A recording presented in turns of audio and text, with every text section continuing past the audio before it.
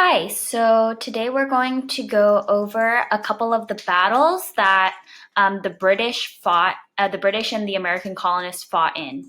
So yesterday you should have filled out your doodle notes if you want to read through it and kind of refresh your memories on what the British Army was like and what the American colonist armies was like.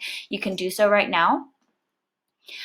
Before we get into the Battle of Trenton, you should have this paper out in front of you, by the way. It says Battle of Trenton at the top. It should be right behind your doodle notes in your history packet. So get that out, have it in front of you, and we're going to get started. Before I start reading about the Battle of Trenton, I want to discuss a couple battles before the Battle of Trenton where the American colonists were losing. And they were losing a lot of battles, a lot of smaller battles. And even though they were killing a lot of British soldiers, the British soldiers were very strong, they were very organized, and they were very wealthy. And so that's kind of how they were able to pull through. One thing that the American colonists had that the British soldiers did not have was they had a lot of passion to win because they have something to get, right? They have independence, they have land that they're able to get once they win this war. However, the British soldiers didn't have this kind of loyalty to the British army.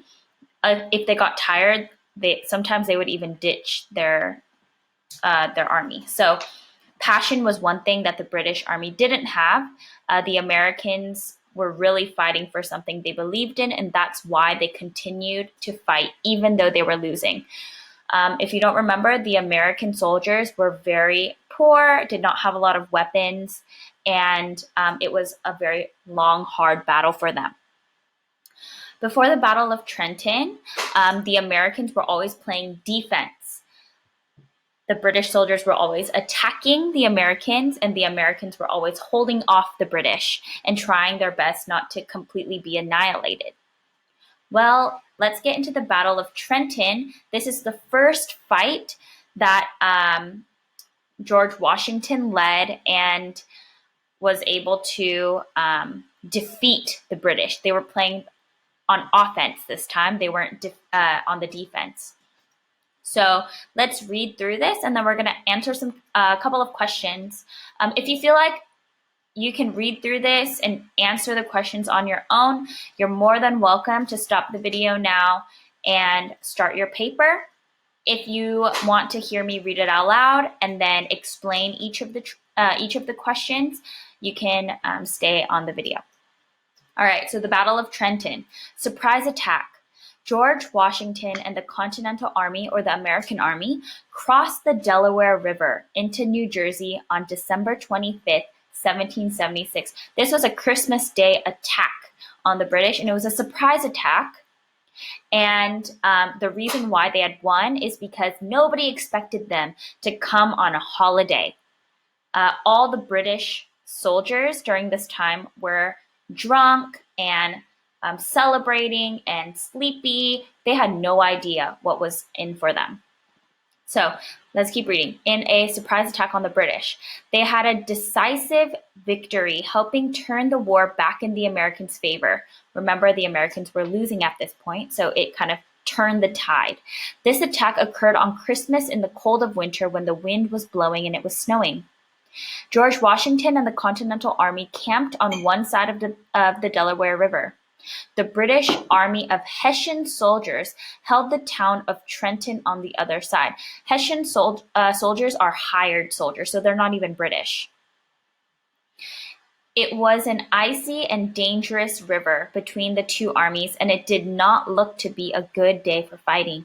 The Hessian soldiers likely thought the last thing the American army would do was attack in these horrible conditions, which is why the attack was so brilliant. Okay, Hessian soldiers were German soldiers hired by the British to fight for them. Around 30,000 German soldiers fought in the American Revolutionary War. They were known as Hessians because a lot of them came from the area of Hesse Castle. Many stayed in America and settled there after the Revolutionary War. American forces were going through a difficult time before the crossing, having been pushed back all the way from New York to Pennsylvania. So during this war, the Americans had already lost a lot of land because they kept losing battles. Okay, many of General Washington's men were injured or ready to leave the army. The number of troops were dwindling, and winter was approaching. The army desperately needed a victory. The Hessians were not prepared for such an attack force when George Washington and the Continental Army arrived in Trenton, and they quickly surrendered. So because the Hessians did not expect this attack, when they were attacked, they quickly gave up. The casualties were low on both sides, an easy victory, with the Hessians suffering 22 deaths and 83 injuries, and the Americans 2 deaths and 5 injuries. The Americans captured around 1,000 Hessians. The victory boosted the American soldiers' morale greatly, meaning it boosted their spirits as this battle had turned in the favor of the Americans.